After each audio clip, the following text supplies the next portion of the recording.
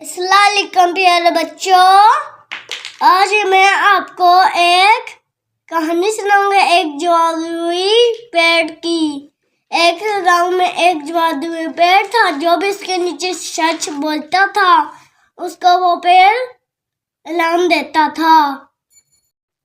एक दिन एक लालची बच्चा आया।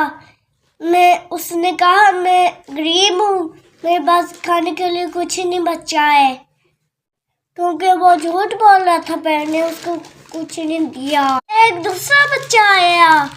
उसने कहा मेरे पास पर ज्यादा कुछ नहीं है, मेरे पास एक माँ है जिसे मैं ज्यादा मोहब्बत करता हूँ।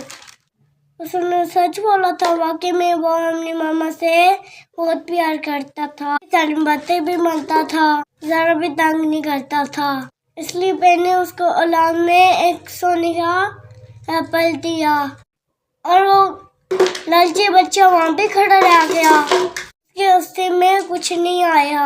इसलिए प्यारे बच्चों, हमेशा सच बोलना चाहिए, क्योंकि सच्चाई हमेशा कामयाब होती है।